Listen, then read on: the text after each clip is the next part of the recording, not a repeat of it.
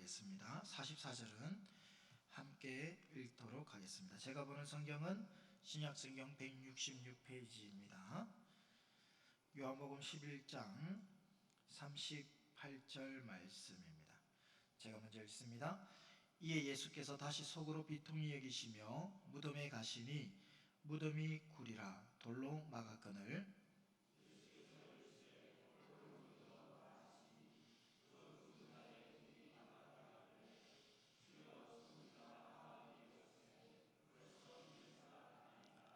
예수께서 이르시되 내 말이 내가 믿으면 하나님의 영광을 보리라 하지 아니하였느냐 하시니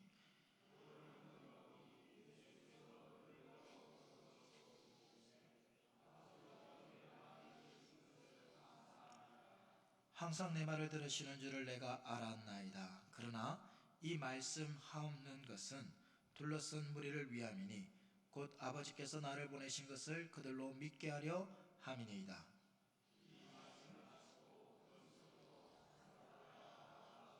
함께 읽습니다.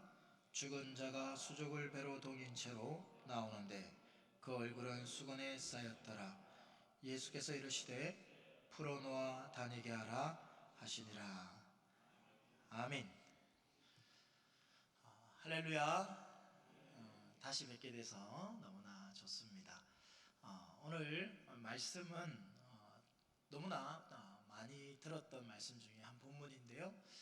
제가 이 본문을 함께 나누고 싶은 이유는 우리가 가끔씩 머뭇머뭇거릴 때가 있습니다. 어떤 것을 결정해야 할 때 머뭇머뭇거리게 되는데 이때 우리가 어떻게 해야 할지 본문을 통해서 함께 생각함입니다. 그리고 또 한 가지는요, 우리가 전도할 때 오늘 식사 후에 전도 나가신다고 이렇게 주보 광고에 되어 있어서 오늘 이 본문의 말씀이 전도를 생각할 때 우리가 하나님이 정말 우리를 위해서 이 땅 가운데 오셔서 우리를 위해서 대신 죽으시고 우리의 모든 죄를 대신 사하여 주셨던 이 복된 소식을 전함에 있어서 그 복된 소식을 듣는 대상을 우리가 생각함으로 이렇게 걸릴 때가 있잖아요. 이 사람한테 복음을 전하면 이 사람이 들을까? 이 사람의 복음을 전한다고 해도 이 사람이 그걸 받아들일까라는 고민을 하게 되는데 그 고민을 하고 있는 우리의 마음에 오늘 이 본문 말씀이 조금이나마 울림이 되어졌으면 좋겠습니다. 우리 옆에 있는 분들에게 한번 이렇게 인사할까요? 잘 오셨습니다. 인사가 좀 늦었죠? 잘 오셨습니다. 그리고 여러분 혹시 사랑합니다라는 표현을 자주 하십니까? 우리 옆에 있는 분이 처음 보시는 분이 아니라면 옆에 있는 분에게 사랑합니다라고 한번 인사해 볼까요? 사랑합니다. 우리가 보통 사랑합니다 그러면 표현을 이제 여러 가지 표현이 있는데 요즘에 젊은 친구들은 이렇게 손가락을 두 개 겹쳐 가지고 이렇게 한다 그러죠. 사랑합니다 이렇게 표현을 하는데 제가 지금 섬기고 있는 교회에서 농아인부를 섬기고 있습니다. 농아인부를 섬기고 있다 보니까 농아인분들은 이렇게 사랑합니다 표현하지 않고 어떻게 하시는지 아세요? 사랑합니다라는 단어를 이렇게 합니다. 이렇게 해서 이렇게 흔드는 거예요. 사랑합니다 사랑합니다 이렇게 표현하시더라고요. 우리 옆에 있는 분들에게 이건 좀 민망하니까 이렇게 한번 해볼까요? 옆에 있는 분에게 사랑합니다 사랑합니다. 좀 어색하죠. 그래도 우리가 정말 주님 안에서 사랑하는 공동체가 되었으면 좋겠습니다. 오늘 예수님께서 정말 사랑하는 사람, 사랑하는 자라고 이야기했던 한 사람, 그 사람이 죽었어요. 오늘 그 내용입니다. 우리가 사랑하는 사람이 아프다, 사랑하는 사람이 지금 죽을 만큼 너무 힘든 고통 가운데 있다라고 이야기를 듣게 되면 어떻게 반응합니까? 모든 걸 뒤로 좀 밀어놓고 그 사랑하는 사람이 아프고 힘든 그 가운데 우리가 찾아가잖아요. 정말 지금 너무너무 아파서 죽을 고비를 넘기고 있어 병원에 입원해 있다는 소식을 들으면 어떻게 하는 게 맞습니까? 모든 걸 좀 뒤로 미루고라도 병원을 찾아가서 얼마나 아픈지 얼마나 힘든지 함께 하는 게 맞습니다.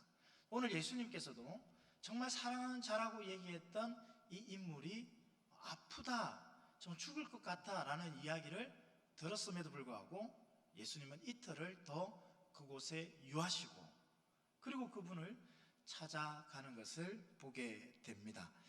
나사로를 예수님이 만날 때에 정말 금방 가지 않고 왜 이틀을 더 유하셨을까? 우선 예수님께서 하나님의 영광을 위해서 하셨다라고 내리는 뒤에 이야기를 우리가 듣게 되어서 이해가 되지만 그때 당시에는 좀 이해하기 힘든 상황인 거죠.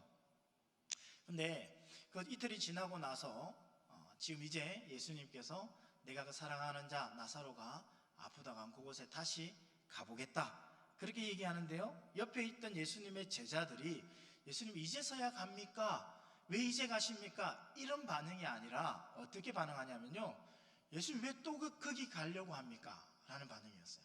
왜 예수님 지금 유대인들이 예수님을 돌로 치려고 했던 그곳을 다시 가시려고 합니까? 라고 이야기를 합니다. 여러분, 조금 반응이 다르죠? 지금 예수님이 사랑하는 자가 아프다 그러면 왜 진작 가지 않고 왜 빨리 가지 않고 지금 이렇게 이틀이나 더 유하면서 이제야 가십니까? 이렇게 해야 되는데 제자들은요, 그게 안중이 없어요. 어떤 거냐면 예수님 지금 다시 그곳을 가려고 하는 이유가 도대체 뭡니까? 우리가 그곳에서 지금 나온 이유가 그들이 돌로 우리를 치려고 했기 때문에 피해서 여기 왔는데 왜 예수님 다시 가시려고 합니까? 그런데 여러분, 문제가 생겼습니다. 아프다고 했던 그 나사로가 어떻게 해요? 죽었다라는 소식이 들려집니다. 가족 장이 치러졌죠. 마르다와 마리아가 죽은 나사로를 예수님이 오시지 않아서 장사를 지냅니다. 나흘이 지나서야 예수님이 그곳에 도착을 했거든요. 오늘 본문 38절 말씀을 한번 볼까요? 이에 예수께서 다시 속으로 비통히 여기시며 무덤에 가시니 무덤이 굴이라 돌로 막았거늘. 이 장사가 다 끝난 거예요. 이제 장사 다 진행이 되어서 이제 이 시신을 다 처리를 하고 그 무덤에 안에 넣고 그 앞을 돌로 막은 상황입니다. 나사로의 죽음 앞에서 예수님께서 하셨던 이야기가 있는데요, 오늘 그 하셨던 이야기를 함께 보면서 우리가 예수님의 마음을 좀 더 알았으면 좋겠습니다. 예수님이 그 앞에서 4가지 이야기를 하셨습니다. 잘 보시면 예수님이 4가지 이야기, 명령적으로 이렇게 이야기하신 부분이 있는데 이 4가지의 이야기, 명령은 잘 보시면 살아있는 사람에게 3번을 얘기하셨고요, 죽었다고 했던 사람에게 1번을 얘기하셨습니다. 총 4번의 말씀을 우리가 함께 보게 될 텐데, 먼저 34절 말씀을 보시면 예수님께서 이르시되 그를 어디에 두었느냐라고 말씀하시죠. 첫 번째, 예수님이 어디에 두었느냐. 자, 두 번째는 39절 말씀에 있습니다. 39절에 예수께서 이르시되 돌을 옮겨 놓으라. 자, 예수님의 두 번째 말씀, 돌을 옮겨 놓으라. 그리고 43절에 세 번째 말씀이 있습니다. 43절에 이 말씀을 하시고 큰 소리로 나사로야 나오라 부르시니. 자, 나사로야 나오라, 세 번째 말씀이죠. 마지막으로 네 번째 예수님의 말씀은 본문 44절 말씀에 있습니다. 죽은 자가 수족을 배로 동인 채로 나오는데 그 얼굴은 수건에 쌓였더라. 예수께서 이르시되 풀어놓아 다니게 하라 하십니다. 예수님께서 지금 마지막으로 풀어놓아 다니게 하라고 말씀하십니다. 이 말씀을 잘 보시면 죽은 사람에게 하시는 말씀과 살아있는 사람들에게 하시는 말씀으로 나누어질 수 있습니다. 3번은 살아있는 사람들에게, 그리고 1번은 죽었다고 말했던 나사로에게 하셨던 말씀. 오늘 이 말씀 가운데 우리가 함께 묵상하고자 하는 이 4가지의 말씀을 포인트해서 주님의 말씀에 죽은 나사로와 어떻게 반응을 했는지, 살아있는 사람들이 어떻게 반응했는지를 함께 보려고 합니다. 그러면 먼저 죽었다고 했던 이 나사로에게 하셨던 말씀을 먼저 한번 생각해 볼게요. 세 번째로 예수님께서 하셨던 그 말씀, 나사로야 나오라. 라는 이 말씀에 죽은 나사로가 어떻게 반응했는지 본문 44절 말씀 다 같이 한 번 더 보겠습니다. 44절을 보시면 죽은 자가 수족을 배로 동인 채로 나오는데 그 얼굴은 수분에 쌓였더라. 자, 예수님께서 나사로야 나오라 하시니 죽었던 나사로가 어떻게 했다고요? 수족을 배로 동인 채로 나오는데 예수님이 나오라 하시니 나왔습니다. 여기서 보면 죽은 나사로는 예수님의 말씀에 즉각적인 반응을 보이고 있다는 것을 보게 됩니다. 그러면 반대되어지는 살았다고 얘기하는 귀가 있고 눈이 있고 예수님의 말씀을 듣고 생각할 수 있는 이 사람들의 행동 어떻게 했는지 보시면 하나하나 좀 더 구체적으로 볼게요. 첫 번째 말씀이었던 34절에 어떤 말씀이 있었다고요? 죄송합니다. 어디에 두었느냐입니다. 예수님께서 그에게 어디에 지금 나사로를 두었느냐? 네, 그에 대한 반응, 사람들이 어떤 반응을 보입니까? 34절 하반절에 이르되 주여 와서 보옵소서 하니. 조금 이상하죠. 예수님이 야 지금 나사로를 어디에 두었느냐? 예, 예수님 우리가 장사 지내서 어디에 두었습니다. 어디에 동굴에 그 장사를 지내고 돌로 막아서 아주 장사를 잘 지냈습니다. 어디입니다 라고 이야기를 해야 되는데 예수님의 그 말씀에 어떤 대답이 있다고요? 와서 보옵소서. 자, 이 말씀이 떨어졌을 때 이렇게 반응하는 사람들의 마음이 어떤 마음인지 여러분 이해가 되십니까? 예수님 어디에 두었습니다 이렇게 말하지 않고 와서 보십시오 라는 이 말은요, 예수님 이 절망적인 상황을 한번 보십시오. 이제 끝났습니다. 어디에 두었는지 중요하지 않아요. 예수님이 어디에 두었냐고 묻는 이 물음이 우리에게는 전혀 도움이 되지 않습니다. 너무너무 힘들고 너무너무 고통스럽고 절망적인 이 상황을 예수님 좀 알았으면 좋겠습니다. 어디에 두었는지 예수님 그거 아실 필요 없어요. 이미 끝났습니다 라는 이야기입니다. 이 이야기를 듣던 예수님의 반응은 어떤 반응일까요?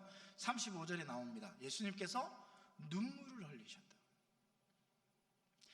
예수님이 어디에 뒀느냐? 예수님 어디에 두었습니다. 빨리 가보시오. 예수님 어디에 장사를 지냈으니까 함께 예수님이 갔으면 좋겠습니다. 이 마음이 아닙니다. 예수님 그거 신경 쓰지 마세요. 볼 필요 없습니다. 어디에 있는지 뭐가 중요합니까? 이 절망적인 상황 예수님 그냥 보세요. 이런 의미예요. 그러다가 살아있는 사람들은요 38절에 가서야 비로소 예수님이 나사로가 어디 있는 그곳에 가게 됩니다. 여러분 두 번째 말씀이 39절에 돌을 옮겨 놓으라고 말씀하시죠. 근데 돌을 옮겨 놓으라고 예수님 말씀하실 때에 예 예수님 우리가 예수님 말씀대로 돌을 막고 있는 이 돌을 옮겨 놓겠습니다 이렇게 말한 것이 아니었어요. 39절 하반절을 한번 보십시오. 39절 하반절에 돌을 옮겨 놓으라고 했던 이 말씀에 그 죽은 자의 누이 마르다가 이르되 주여 죽은 지가 나흘이 되었음에 벌써 냄새가 나나이다. 여러분 지금 예수님께 죽은 지가 나흘이 되었습니다 그리고 냄새가 납니다. 여러분 이 말씀을 드리는 이 반응의 이유가 뭐라고 생각하십니까? 예수님 말도 안 되는 주문하지 마십시오. 지금 죽어서 썩어서 냄새가 나는데 돌을 옮겨 놓으라. 왜 굳이 그렇게 해야 됩니까? 왜 옮겨야 돼요? 냄새 더 맡으시려고요? 지금 막아놔도 이렇게 냄새가 나는데 열어놔가지고 어떻게 하시려고요? 여러분 이 말씀에 예수님께서 뭐라고 말씀하시는지 아세요? 40절 말씀 내 말이 내가 믿으면 하나님의 영광을 보리라 하지 아니하였느냐. 네가 믿으면 하나님의 영광을 본다고 내가 말했잖아. 그때서야 살아있는 사람들은요 그 무덤을 가로막고 있던 이 돌을 치우게 됩니다. 그리고 예수님께서 죽은 나사로에게 나사로야 나오너라 그렇게 하시니까 44절에 죽은 나사로가 손과 발은 천으로 감겨져 있고 얼굴도 천으로 둘러싸여 있는 채로 예수님이 살아있는 사람들 앞에 나오게 되죠. 예수님이 그 풀어서 다니게 하라 이 말씀은요, 나온 이 나사로를 보면서 옆에 있는 사람들에게 풀어놓아 다니게 하라라고 말씀합니다. 근데 이 말씀은 예수님께서 하실 필요가 없는 본문입니다. 굳이 예수님께서 야, 저기 매여 있는 저 모든 것을 다 풀어주고 다닐 수 있도록 자유롭게 해라, 이렇게 말씀하시지 않아도 돼요. 왜냐하면 그곳에 모인 사람들은요, 슬피 울며 지금 나사로의 장례에 있는 그 무덤까지 함께 왔던 사람들, 정말 나사로를 사랑했던 사람들, 나사로의 그 마음에 사랑이 충만했던 사람들이었어요. 지금 나사로가 살아서 나왔어요. 붕대를 감고 있지만 나왔단 말이에요. 그러면 놀란 사람들이 처음에 해야 되는 반응이 뭐냐면 달려가서 묶여있는 거 풀고 정말 이 나사로가 맞는지 확인하고 정말 기뻐하며 뛸 듯이 행복하고 즐거워하고 감사해야 되는 그 상황인데, 그들은 누구 하나 달려가서 묶여있던 그것을 풀어주지 않았다는 겁니다. 당연히 풀어주어야 마땅한데 그들은 머뭇거리고 있습니다. 멈춰서 있습니다. 아무도 가까이 가려고 엄두를 내지 못하고 있어요. 예수님께서 그들에게 야, 이제 풀어놓아 다니게 해줘라, 그렇게 말씀하십니다. 여러분, 정황상 살아있는 사람들 가운데 그 누구도 나사로에게 다가가서 그 매여있는 것을 풀어주는 사람이 없었으니 예수님께서 풀어놓아 다니게 하라고 말씀하셨겠죠. 여러분, 사람들이 왜 이렇게 나사로에 풀어주지 못하고 그 옆에서 머뭇거리고 있었을까요? 정결의식 때문에. 야, 죽은 자가 그 사람에게 손을 대면 부정한 사람이 돼, 절대 만지면 안 돼. 맞습니다. 그런데 지금 나사로가 살아서 나왔잖아요. 자기 스스로 나왔다니까요. 그러면 죽은 사람이 아니에요. 지금 살아있는 사람입니다. 그런데도 불구하고 그들은 누구 하나 다가가서 묶여있는 그것을 풀어줄 생각조차 못하고 있습니다. 여러분, 왜 죽었다던 그 나사로는 예수님 말씀에 즉각적으로 반응을 했지만 이 살아있다고 얘기한 이 사람들은 예수님의 말씀에 그렇게 바로 반응하지 못하고 예수님 안 돼요, 못해요, 그리고 행동으로도 움직이지 못했던 것일까요? 왜 그들은 그렇게 반응하지 못했을까요? 오늘 본문에서 우리가 함께 고민해야 될 부분이 여기에 있다고 생각됩니다. 사람들이 왜 이렇게 예수님의 말씀에 미적거리고 있을까요? 왜 즉각적으로 반응하지 못하고 생각하고 고민하고 또 예수님한테 이런 질문과 예수님께 이런 행동을 보이게 되었을까요? 그것은 그들이 생각하고 경험하고 행동했던 일이 쌓여있는 고정관념 때문입니다. 이해가 되십니까? 사람들은요, 나사로가 병들어서 정말 고통스러워하는 모습들을 보았습니다. 정말 사랑했던 이 인물이, 사랑했던 이 사람이 얼마나 고통 가운데 있었는지 알았어요. 아니, 알았다는 게 아니라 직접 봤습니다. 그리고 그를 위로하고 간호도 했어요. 그런데 그가 죽음을 맞이하게 된 겁니다. 그럼 어떻게 해요? 죽음을 맞이한 이 나사로를 염을 했어요. 묶었어요. 칭칭 감고 그 향유를 붓고 장사를 지냈습니다. 자, 이제 위로하고 자기의 행동으로, 자기의 체험으로 그 나사로를 쌌어요. 장사를 지냈습니다. 돌에다가 그 무덤에 넣고 돌을 옮겨 놓고 막았어요. 그리고 시간이 지나서 이제 썩는 냄새도 코로 직접 맡게 되었습니다. 자, 내가 경험하고 내가 생각하고 내가 느낀 모든 것을 다 종합해서 어떻게 해요? 이 나사로는 죽었다, 결론을 내렸어요. 이건 부정할 수 없는 팩트입니다. 나사로는 죽었습니다. 그렇기 때문에 예수님이 어떤 말씀을 하신다고 해도 이 나사로가 죽은 것이 바뀌지 않아요. 왜요? 내가 경험했으니까요. 내가 생각하고 경험하고 내가 행동으로 다 알았어요. 나사로는 죽었습니다. 나사로는 움직일 수 없습니다. 나사로는 그 누구도 다시 살릴 수 없는 죽음에 이르렀습니다. 이런 생각이 사람들에게 박히게 된 겁니다. 모든 상황은 이미 다 끝났습니다. 그러니 그 무덤에 갈 필요도 없고 그 무덤 앞에서 그 돌을 옮길 필요도 없고요. 예수님이 말씀하실 때 이것을 내가 행동으로 옮길 이유가 없다라는 겁니다. 지금 무덤을 열고 나온 무덤 앞에 있는 그 몸에 붕대를 감고 서 있는 이 사람이 도대체 누구냐? 분명히 내가 염호라고 내가 장사를 지내고 그곳에 넣었는데 지금 앞에 여기 서 있는 이 사람이 도대체 누구냐는 겁니다. 여러분, 나사로가 정말 살아서 무덤에서 걸어 나왔음에도 불구하고 나사로가 죽었다는 이 고정관념은 변하지 않았습니다.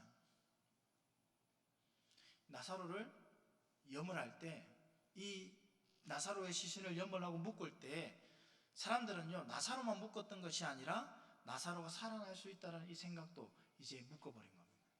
모든 걸 다 봉하고 무덤에 넣어서 돌로 막았습니다. 그래서 그들은 죽은 나사로가 살아서 걸어 나왔음에도 불구하고 그를 보고 있지만 움직이지 못했던 것이죠. 여러분, 그렇다면 오늘 저와 여러분은 어떻습니까? 우리 주변에 있는 사람들에 대해서 우리가 고정관념을 가질 때가 얼마나 많습니까? 내가 경험하고 내가 생각하고 내가 느끼고 내가 만난 사람들에 대한 우리의 시선, 우리의 생각, 우리의 행동은 여러분은 어떻습니까?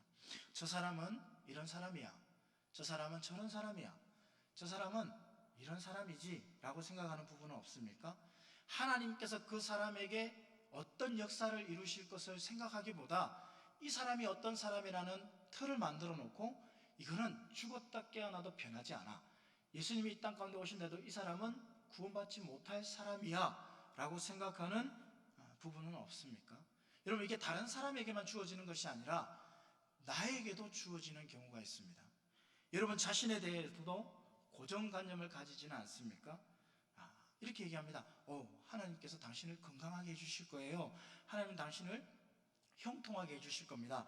하나님께서 좋은 대학에 좋은 배우자를 만나게 되고 좋은 친구들을 하나님께서 만나게 해주실 거예요. 이렇게 말씀을 드릴 때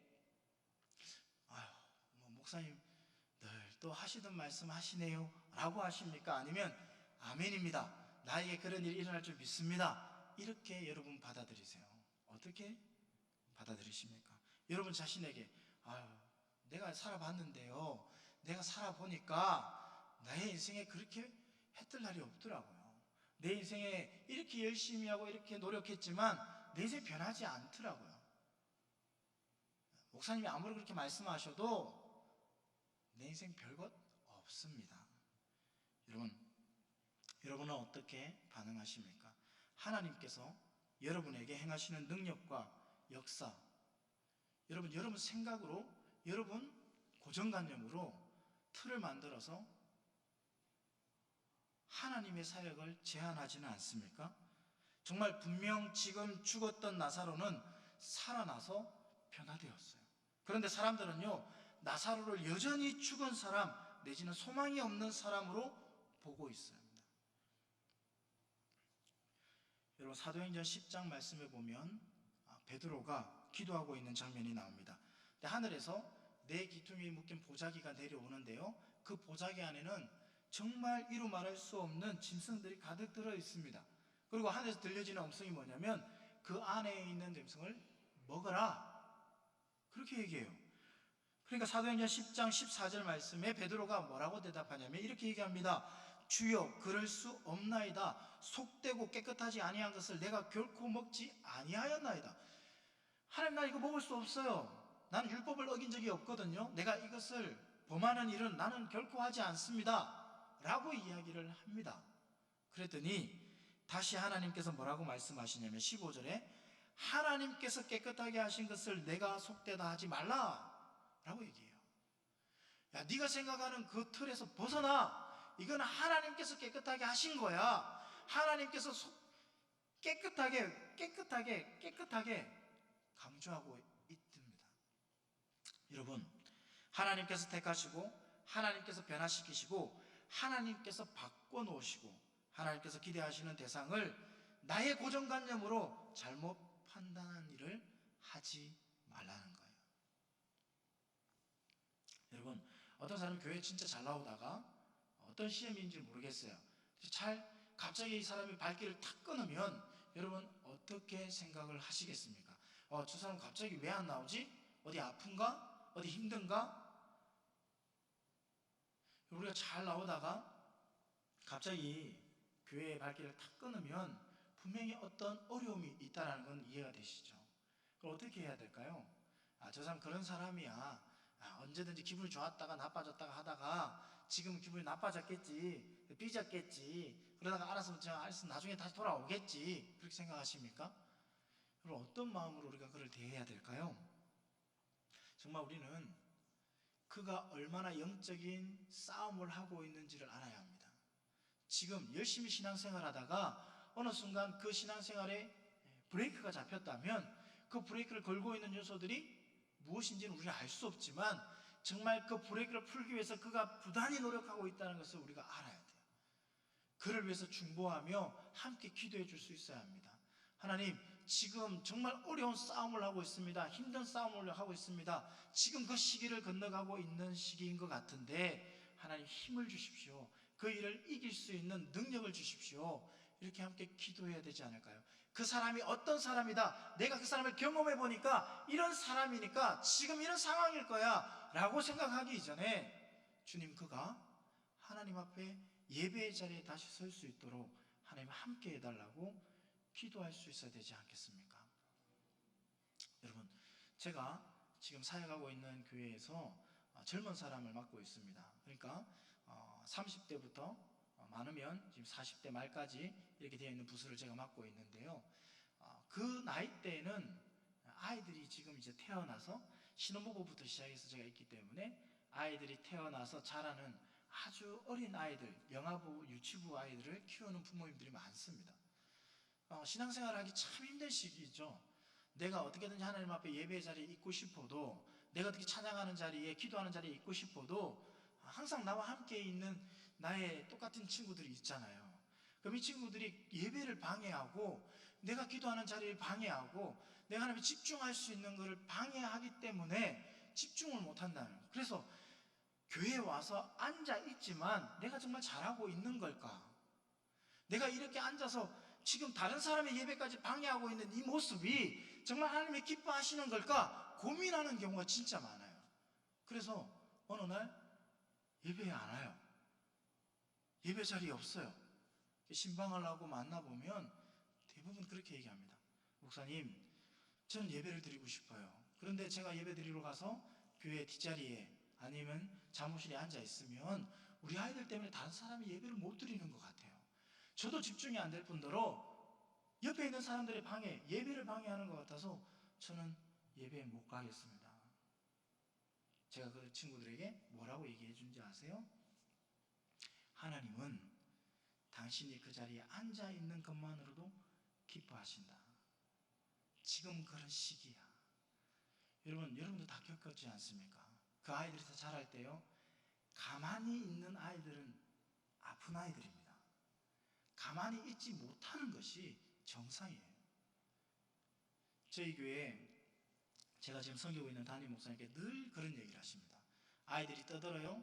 저 뒤에 이제 아이들 부모님이 같이 아이들과 함께 예배를 드리면 아이들이 이렇게 떠들잖아요. 가만히 있지 못하고 고함을 지르기도 하고 옆에 있는 엄마를 괴롭히기도 하고 소리를 지르면, 지금 제가 섬기고 있는 교회는 앞에 있는 어른들이 절대로 뒤로 돌아보지 않습니다. 소리가 나더라도 신경 쓰지 않아요. 왜냐하면 저희 담임 목사님이 이렇게 얘기하시거든요. 아이들이 문제가 아니라 신경 쓰는 어른이 문제입니다. 그러니까 누구도 어떤 일이 벌어지더라도 신경 쓰지 않습니다. 나는 오로지 하나님 앞에 예배드리는 이 자리에 집중하죠. 여러분, 부모님들은, 그 아이를 키우는 그 젊은 부모님들은요, 예배 드리고 싶어요. 그런데 상황이 안 되고 환경이 안 되고 힘들어하고 있는데 야, 노턴이 봐라. 저 이제 예배도 지금 등한시하고 아들 얼마나 귀하고 얼마나 좋으면 예배 시간도 저렇게 예배에 참석하려고 저 놀러 다니고 저 가고 싶은 하냐. 그렇게 말하는 사람들이 있을까요? 있을까요? 있습니다. 몰라서 그런 거예요. 누구보다도 예배 자리에 있고 싶어하고 누구보다도 하나님을 찬양하며 하나님 앞에 있고 싶어하는 그들의 마음을 어떻게 알겠어요? 그래서 우리는 우리가 생각하는 것으로 단정 짓지 말고 하나님이 어떤 마음으로 바라보기를 원하는지 바라봤으면 좋겠어요.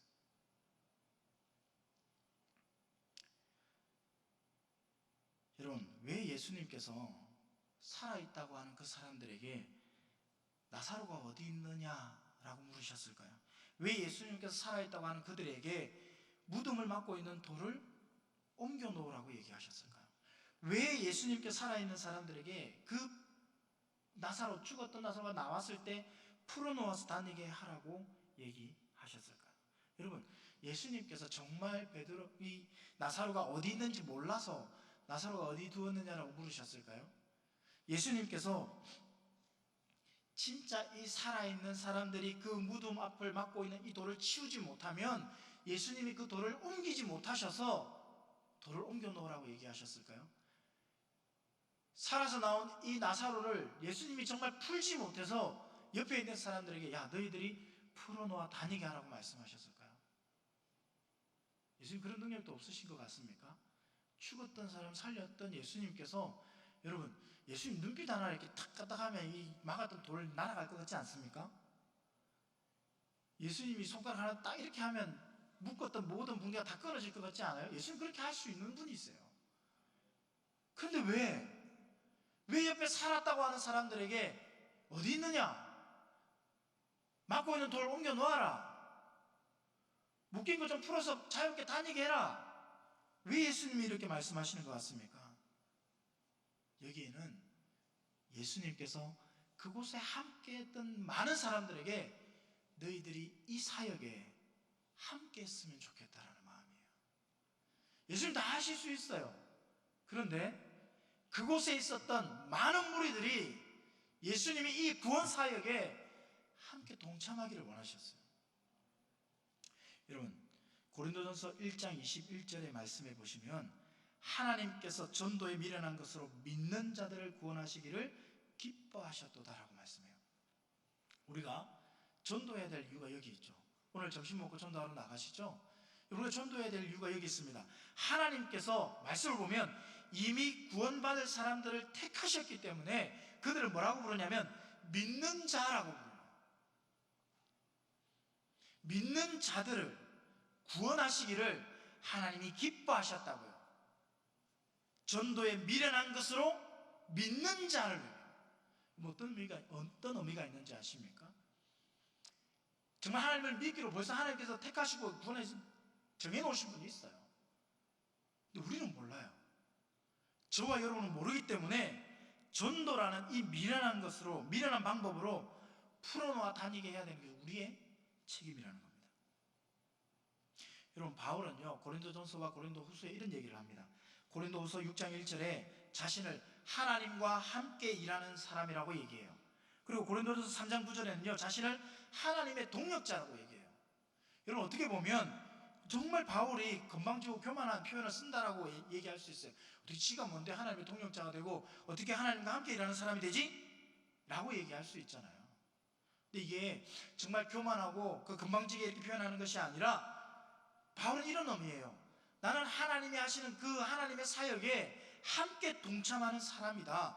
나는 하나님의 일에 함께하는 사람이야 라고 이야기하는 겁니다. 그래서 바울은요 골로새서 1장 24절에 그리스도의 남은 고난을 그리스도의 몸된 교회를 위하여 내 육체에 채워놓으라 라고 표현해요. 이게 예수님의 고난이 부족하다 그런 의미가 아닙니다. 이 고백은 진정한 뜻이 뭐냐면 예수님께서 나를 구원하시기 위해서 당하신 그 고난 사역에 나도 그 고난에 동참하기를 원합니다. 나도 그 고난 가운데 있기를 원합니다 라는 표현이에요. 다시 말해서 오늘 본문에서 예수님께서 말씀하신 그를 어디에 두었느냐, 돌을 옮겨 놓아라, 그를 풀어놓아 다니게 하라 라고 말씀하신 이 구원 사역에 나도 동참하겠습니다 라는 뜻이에요. 여러분, 지금 우리 주변에 하나님께서, 아니 예수님께서 살려놓으시고 천하보다 귀하게 사랑하시고 기대하는 사람들이 있습니다.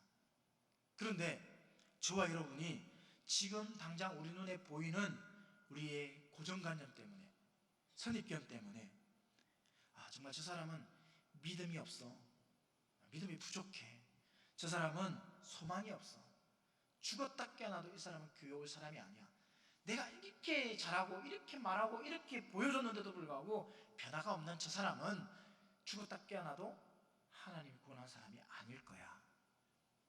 그런 고정관념으로 대하는 사람은 없습니까? 그런 남편이 혹시 계세요? 그런 아내가 있습니까? 아니면 그런 자녀가 있습니까? 여러분, 바울을 한번 생각해 보십시오. 그렇게도 예수님 믿는 사람들 쫓아다니면서 잡았던 청년이었어요. 심지어는 그들을 잡아서 죽였던 사람이 바로 바울입니다. 그런데 그런 청년이 변해서 예수님을 끝까지 전하는, 복음을 전하는 사람이 될 줄 누가 알았습니까? 여러분, 아람 나라의 군대 장관 나아만을 아시죠? 정말 교만했잖아요. 내가 군대 장관인데 라고 얘기했던 사람. 그런 교만했던 나아만이 하나님을 경외하고 찬양하는 사람이 된 줄도 어떻게 알았겠습니까? 그런데 여러분 잘 생각해 보시면 그 교만했던 나아만 장군이 하나님을 찬양하며 하나님을 경외하는 사람이 되기 위해서 필요한 한 사람이 있었습니다.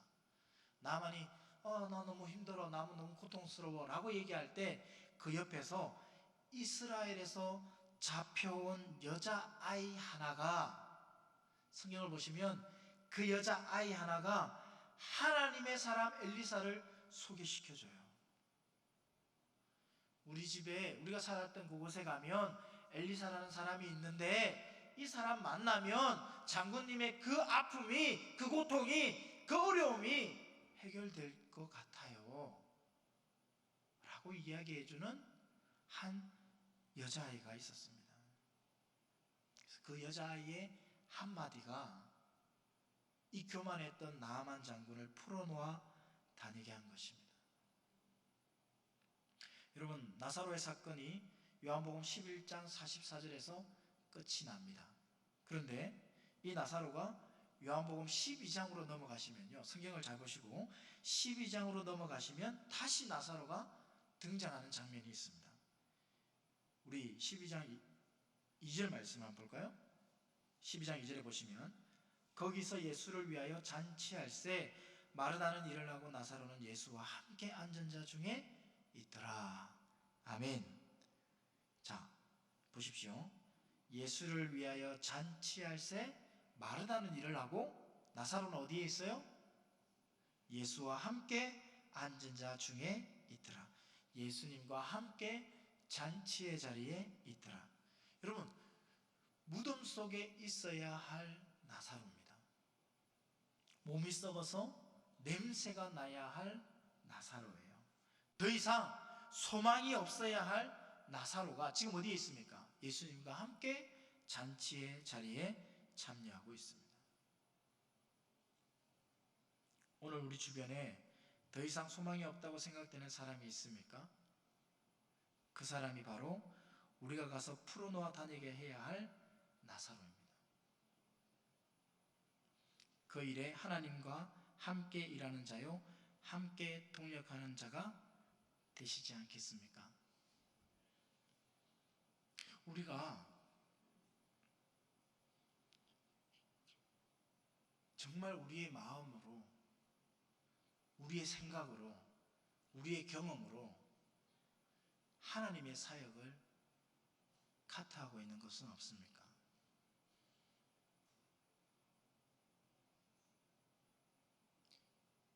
여러분, 살았다고 생각하는 이 세 질문에 답을 했던 사람들은요, 생각이 먼저 앞섰어요. 근데 죽었다고 말했던 나사로는요, 주님의 말씀에 즉각적인 반응을 보입니다. 풀고 나올 일 없어요. 그냥 주님이 말씀하시기에 그대로 순종함으로 무덤 밖으로 나왔어요. 여러분, 하나님 말씀이 여러분에게 주어졌을 때 내 생각에는 내려놓으시고 내 경험에는 내려놓으시고 주님 말씀 앞에 순종함으로 한 발짝 더 나아가는 믿음의 사람이 되기를 주님의 이름으로 축복합니다. 전도에도 마찬가지입니다. 내 생각엔 저 사람 안 될 것 같은데, 내가 복음을 전한다고 이 사람이 받을까? 이 사람이 들을까? 지금 상황에서 이 사람이 그 말씀을 귀담아 들을 수 있을까? 내 생각이죠. 듣든지 아니 듣든지 복음을 전할 수 있는 복음 전도자가 되기를 주님의 이름으로 축복합니다. 역사는 내가 이루는 것이 아니라 하나님께서 이루십니다. 성령님께서 이루십니다. 오늘 그 성령님 의지함으로 전도의 자리에 나아가는 우리 모두가 되기를 주님의 이름으로 축복합니다. 우리가 함께 말씀을 생각하면서 기도